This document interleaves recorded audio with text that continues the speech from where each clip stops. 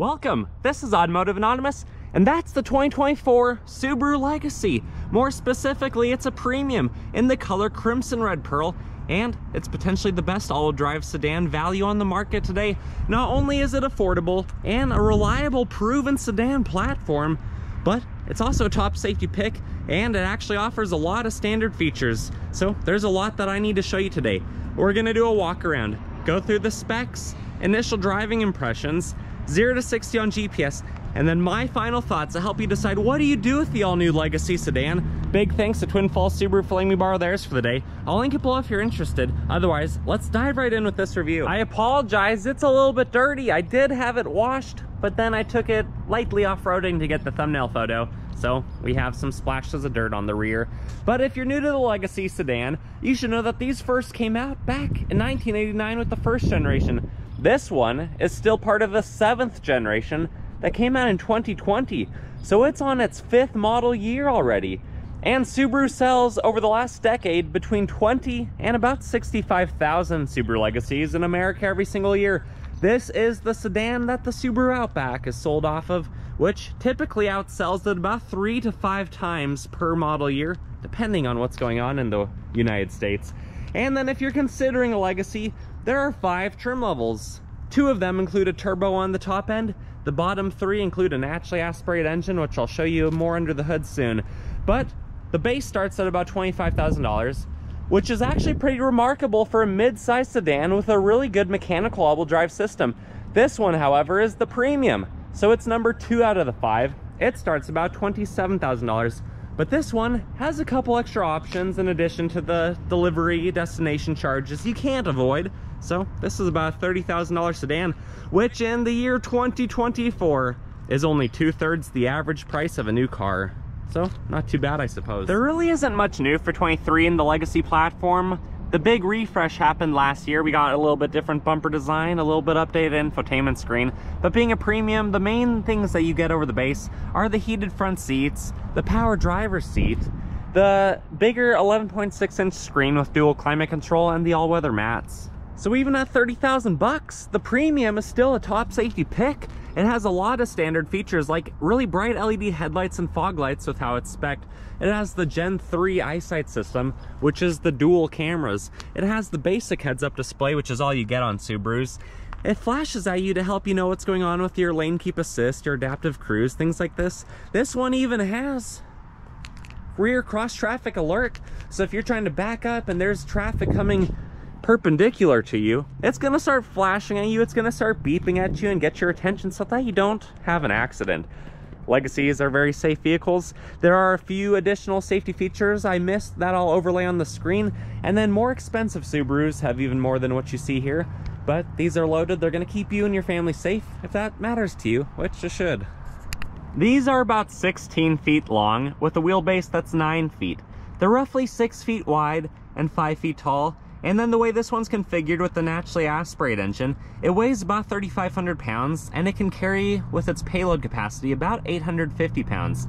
It then has just under 6 inches of ground clearance, a 370 final drive ratio, all the time symmetrical all-wheel drive, which is phenomenal, and then it can do a full circle in about 37 feet. Lastly out here, the gas door is located on the passenger side. When your vehicle's locked, so is the gas door. But when you unlock it, so is the gas door. So no one's gonna be siphoning your gas. It's an 18.5 gallon tank. This only requires 87 octane. And with 27 city, 35 highway, your max road trip and range is actually about 650 miles, which is pretty impressive. And then it has a 225/50 18 wheel and tire. It's an Adva GT all season. Pretty good tread for being bone stock, but there's only a temporary spare in the back. And then proximity key features with lock, unlock, hatch, release but not lift, panic button, but you can leave that in your pocket because you do have proximity key features to lock and unlock the vehicle.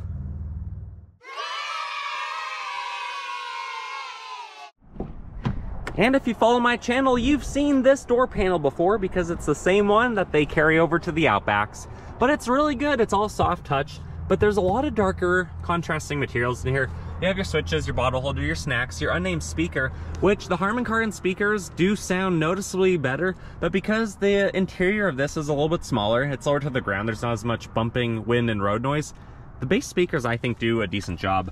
You have a medium-sized Subaru on the door sill, cloth mats, rubberized pedals, hood release, fuse box, trunk release, lighting for the dash, trip reset, lighting stock, and then there's the 10-way powered cloth seat. It's heated. Subaru cloth seats are actually quite comfortable. And then up top, you have the power moonroof. For 30 grand, you really get a lot in the Legacy platform. Door panel, really comfortable. Leather-wrapped wheel. It's not heated, but the horn is actually okay. It's one of the deeper horns from Subaru. You have paddle shifters on the back for the 8 simulated gears of the CVT, and just good visibility throughout, good comfort. Everything's right where you'd expect it to be. And then you can easily use the 10-way power seats to get comfortable. Otherwise, we fire it up, the needles dance, it roars to life. The heads-up display flashes its colors, and the projector headlights do their thing. But this is why I don't love the screen. It takes that long just to turn off the AC from blowing on us. And then you have to turn off auto start stop every time. Otherwise, if you want to go through the center display, this is what you get. And that's quite a bit of information there. Adaptive cruise on the right of the wheel. And then the screen usually works pretty well. There is a film over it, so it's not going to look as clear as usual. And then reverse camera. It's small being on a vertical screen, but the trajectory lines do move, thankfully.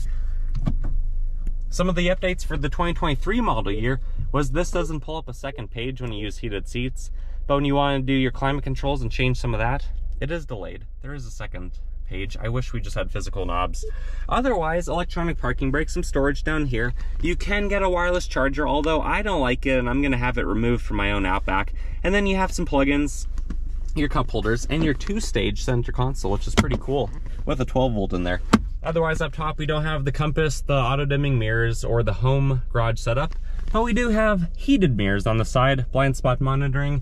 We have a sunglass holder, some lights, they're LED, the sun roof with a manual sunshade, and then a sliding mirror to check ourselves out. Woohoo!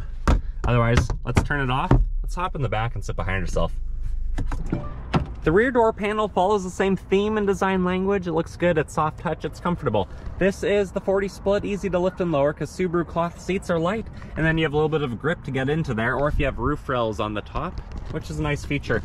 I'm 5'11". When I sit behind myself, I have that much room. I can't recline the seats like you can on the Outbacks, but still, it's comfortable. My spiky hair, though, is rubbing against the ceiling just slightly. Map pocket, vents, plug-ins, USB A and C style, and some center armrests, although that should be rotated so your arm can fit without blocking a cup holder. Otherwise, not too bad back here. Let's hop out and I'll show you the trunk. I actually think the back of the Legacy looks pretty good, and there's 4 ways to access your trunk. You can push the button on the dashboard, climb through the back seats, push the button underneath the Subaru emblem, or use the remote, and the shocks do a pretty good job to pop it up on a day like today when it's not too hot. Back here you have 15 cubic feet of room. You have the escape handle, a little bit of extra storage behind the wheel wells, and you can drop the seats to add a little bit more room. Otherwise, underneath the floor you have your tools, your scissor jack, and your temporary spare tire. Nothing new, nothing crazy on the rear passenger side. Same door panel controls, and you even get a map pocket with the 60 split, so either backseat occupant can be a backseat driver. I think Subaru really invested a lot into the front half of this vehicle because it's the same platform as the Outback. So you have a nice big door panel, all soft touch materials. Again, the medium-sized Subaru on the door sill, cloth mats. It is a manual seat, but the backpack's happy, having a good time knowing it's in a top safety pick.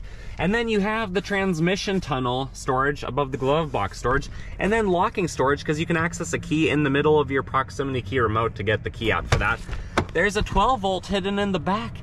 The Legacy and Outback are the only Subarus to offer that, but the storage in here is a little bit smaller. That's the one place that the Legacy lacks storage. Otherwise, let's come around to the front.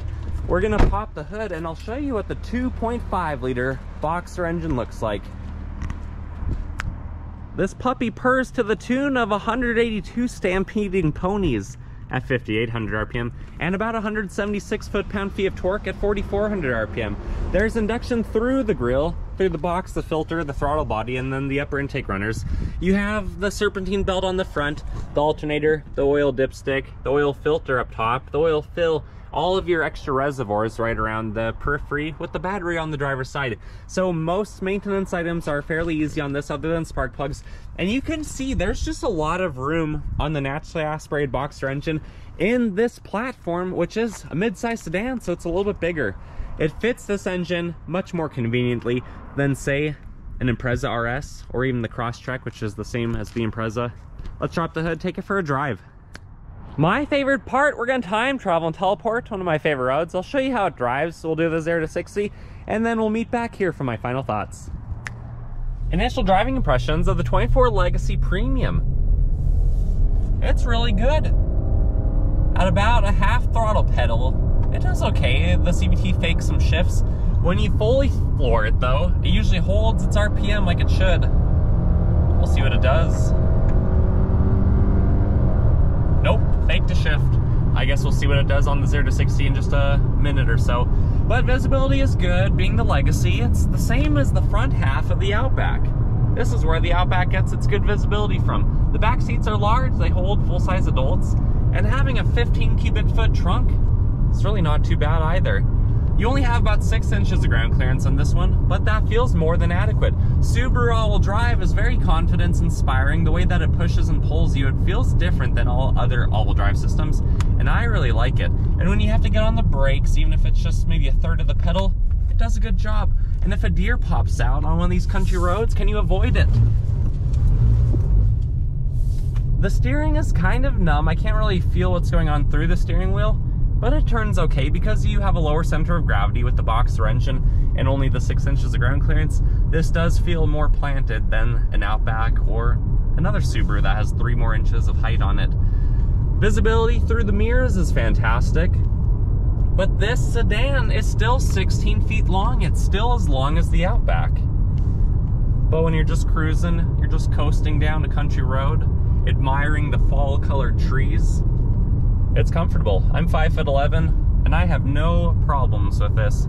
It has all the safety features, the basic heads-up display for your adaptive settings, turn signals on the mirror, warmed up mirrors to melt some ice.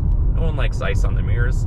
I just don't like the big 11.6-inch screen. I think they need to go back to the platform that the Subaru Forester has. I'm afraid that that's going to disappear in the Forester next year. But the screen, at least it's better than when these first came out in 2020. The software has been updated, but I feel like if Subaru is going to invest literally everything that they have into one screen setup, it needs to actually work well. It needs to be more responsive. Otherwise, this is a good vehicle. Lots of cubbies, lots of storage, no wireless charger the way it should be, and I'm having a good time. Anyways, let's get to the private road. We'll do a 0 to 60. 0 to 60 in the Legacy, traction's off, brake drive on. And density altitude's about 4,400 feet, so this red rocket's down on power about 15%. Let's go.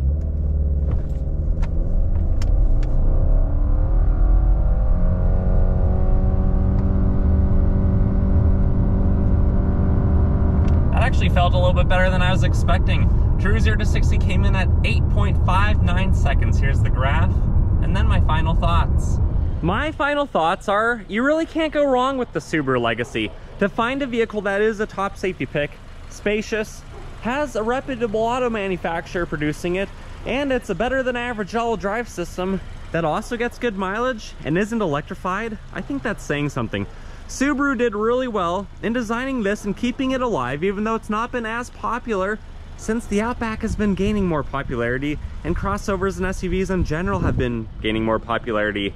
But even though they only sell about 1 to 5, I'm glad that Subaru still gives us the Legacy sedan.